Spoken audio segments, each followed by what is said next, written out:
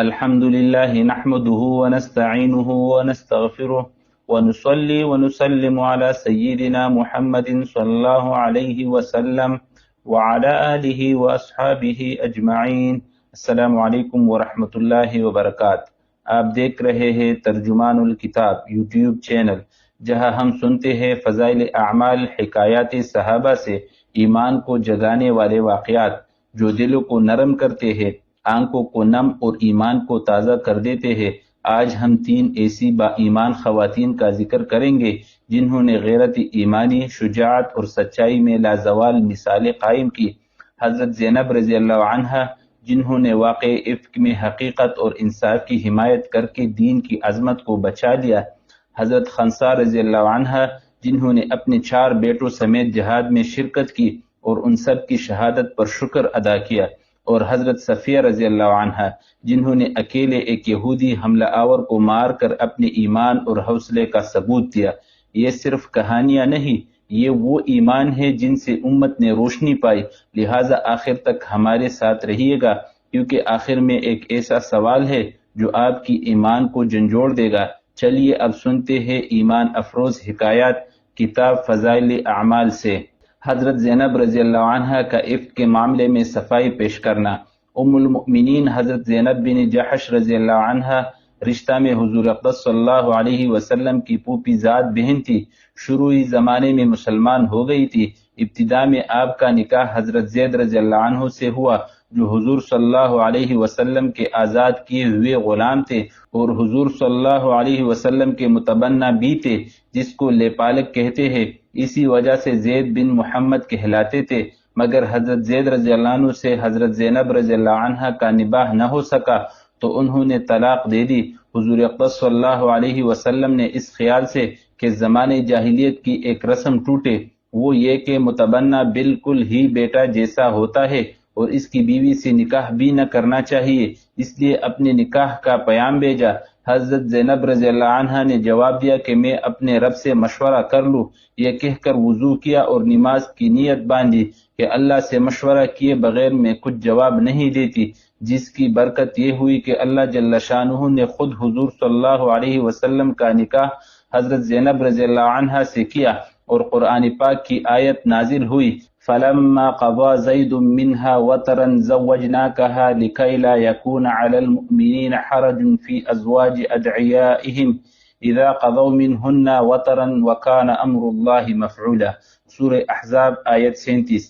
بس جب زید نے اپنی حاجت کو اس سے پورا کر لیا تو ہم نے اس کو تمہارے نکاح میں دے دیا تاکہ نہ رہے مومنین پر تنگی اپنے لے پالکوں کی بیویوں کے بارے میں، جبکہ وہ اپنی حاجت ان سے پوری کر چکے اور اللہ کا حکم ہو کر ہی رہا. جب حضرت زینب رضی اللہ عنہ کو اس آیت کے نازل ہونے پر نکاح کی خوشخبری دی گئی تو جس نے بشارت دی تھی اس کو وہ زیور نکال کر دے دیا جو وہ اس وقت پہن رہی تھی، اور خود سجدہ میں گر گئی اور 2 مہینے کے روزوں کی منت مانی. حضرت زینب رضی اللہ عنہا کو اس بات پر بجا طور پر فخر تھا کہ سب بیویوں کا نکاح ان کی عزیز رشتہ داروں نے کیا، مگر حضرت زینب رضی اللہ عنہا کا نکاح آسمان پر ہوا اور قرآن پاک میں نازل ہوا. اسی وجہ سے حضرت عائشہ رضی اللہ عنہا سے مقابلہ کی نوبت بھی آ جاتی تھی کہ ان کی حضور اقدس صلی اللہ علیہ وسلم کی سب سے زیادہ محبوبہ ہونے پر ناز تھا اور ان کو آسمان کے نکاح پر ناز تھا. لیکن اس کے باوجود حضرت عائشہ رضی اللہ عنہا پر تہمت کے قصے میں جب حضور اقدس صلی اللہ علیہ وسلم نے من جملہ اوروں کے ان سے بھی دریافت کیا تو انہوں نے عرض کیا کہ میں عائشہ میں بلائی کے سوا کچھ نہیں جانتی. یہ تھی سچی دینداری، ورنہ یہ وقت سوکن کے الزام لگانے کا تھا اور خاوند کی نگاہ سے گرانے کا، بالخصوص اس سوکن کے جو لاڈلی بھی تھی. مگر اس کے باوجود زور سے صفائی کی اور تعریف کی. حضرت زینب رضی اللہ عنہا بڑی بزرگ تھی، روزے بھی کثرت سے رکھتی تھی اور نوافل بھی کثرت سے پڑھتی تھی، اپنے ہاتھ سے محنت بھی کرتی تھی اور جو حاصل ہوتا تھا اس کو صدقہ کر دیتی تھی. حضور صلی اللہ علیہ وسلم کے وصال کے وقت ازواج مطہرات نے پوچھا کہ ہم میں سے سب سے پہلے آپ سے کون سی بیوی ملے گی؟ آپ صلی اللہ علیہ وسلم نے فرمایا جس کا ہاتھ لمبا ہو وہ لکڑی لے کر ہاتھ ناپنے لگی، لیکن بعد میں معلوم ہوا کہ ہاتھ کے لمبا ہونے سے بہت زیادہ خرچ کرنا مراد تھا، چنانچہ سب سے پہلے حضرت زینب رضی اللہ عنہ ہی کا وصال ہوا۔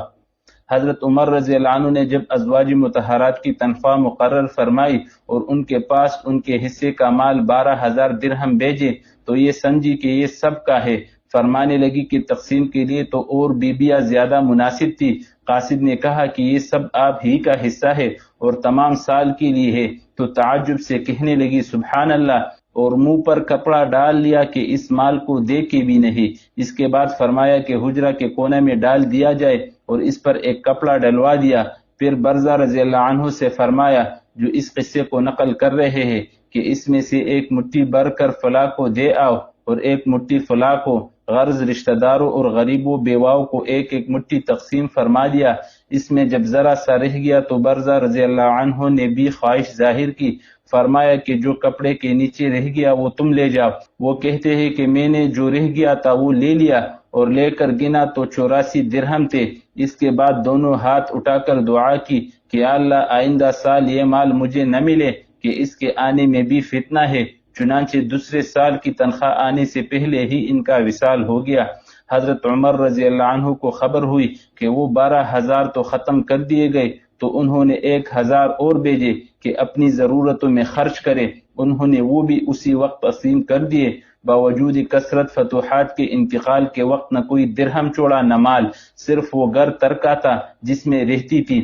صدقہ کی کثرت کی وجہ سے مأوى مساکین یعنی مساکین کا ٹھکانہ ان کا لقب تھا۔ ایک عورت کہتی ہے کہ میں حضرت زینب رضی اللہ عنہ کے ہاتھ تھی اور ہم گیروں سے کپڑے رنگنے میں مشغول تھے۔ حضور اقدس صلی اللہ علیہ وسلم تشریف لے آئے، ہم کو رنگتے ہوئے دیکھ کر واپس تشریف لے گئے۔ حضرت زینب رضی اللہ عنہ کو خیال پیدا ہوا کہ حضور صلی اللہ علیہ وسلم کو یہ چیز ناگوار ہوئی، سب کپڑوں کو جو رنگے تھے فوراً دھو ڈالا۔ دوسرے موقع پر حضور صلی اللہ علیہ وسلم تشریف لائے، جب دیکھا کہ وہ رنگ کا منظر نہیں ہے تو اندر تشریف لائے۔ فائدہ: عورتوں کو بالخصوص مال سے جو محبت ہوتی ہے وہ بھی مخفی نہیں، اور رنگ وغیرہ سے جو انس ہوتا ہے وہ بھی محتاج بیان نہیں، لیکن وہ بھی آخر عورت ہی تھی جو مال کا رکھنا جانتی ہی نہ تھی، اور حضور صلی اللہ علیہ وسلم کا معمولی سا اشارہ پا کر سارا رنگ دھو ڈالا۔ حضرت خنسا رضی اللہ عنہ کی اپنے 4 بیٹوں سمیت جنگ میں شرکت۔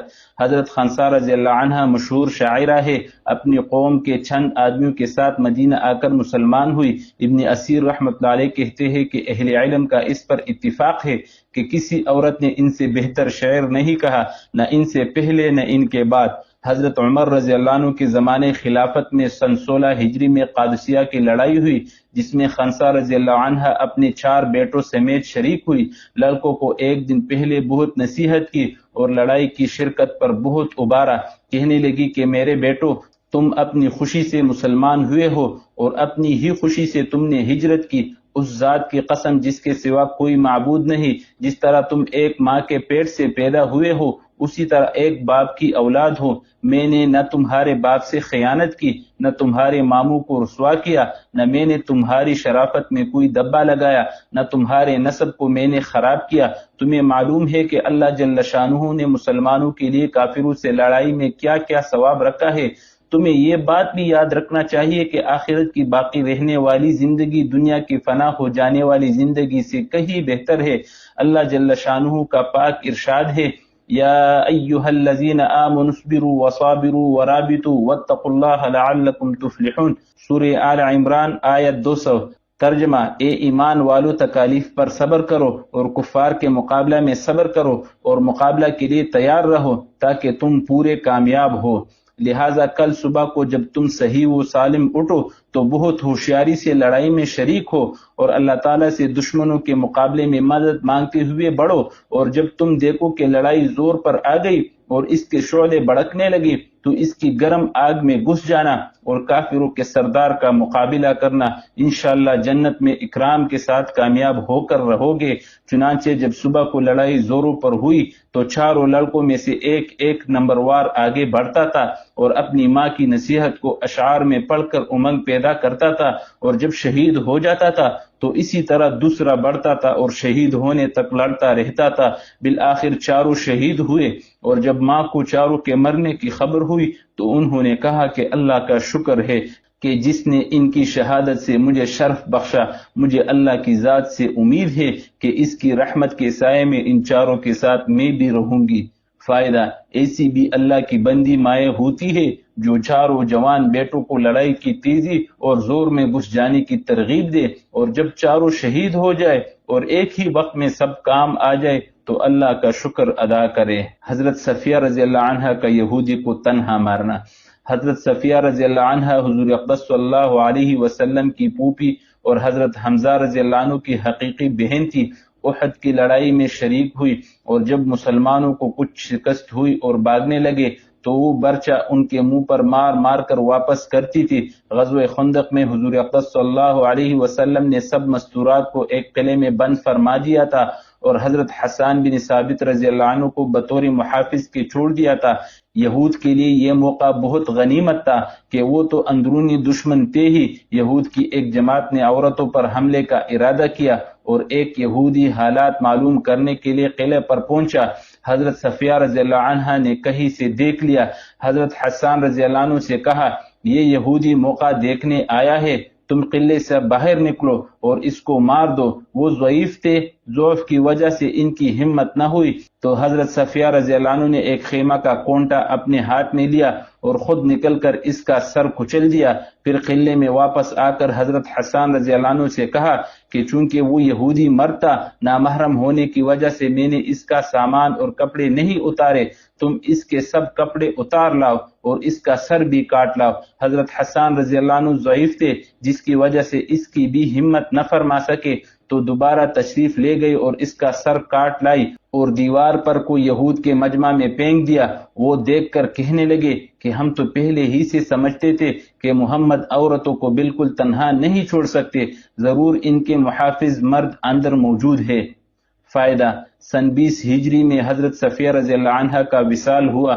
اس وقت ان کی عمر 73 سال کی تھی۔ اس لحاظ سے خندق کی لڑائی میں جو سن 5 ہجری میں ہوئی ان کی عمر 58 سال کی ہوئی۔ آج کل اس عمر کی عورتوں کو گھر کا کام کاج میں دوبر ہو جاتا ہے، چی جائے کہ ایک مرد کا اس طرح تنہا قتل کر دینا، اور ایسی حالت میں کہ یہ تنہا عورتیں اور دوسری جانب یہود کا مجمع۔ اللہم اجعل فی قلوبنا مثل غیرت الصحابیات، اللہم زین نساءنا بالصدق والثبات والشجاعت فی الدین، آمین۔ آج کا سوال: اگر ایمان اور خوف خدا کا امتحان آج ہم پر آئے، کیا ہم حضرت خنسا رضی اللہ عنہ کی طرح اللہ کی رضا پر راضی رہ سکتے ہیں؟ اپنے رائے نیچے کمنٹس میں ضرور لکھیے، اور اگر یہ ویڈیو آپ کی دل کو چھو گئی ہو تو لائک، شیئر اور کمنٹ کیجیے گا، اور ایمان کو جگانے والی مزید ویڈیوز کے لیے ترجمان الکتاب کو سبسکرائب کرے۔ جزاکم اللہ خیرہ، والسلام علیکم ورحمۃ اللہ وبرکاتہ۔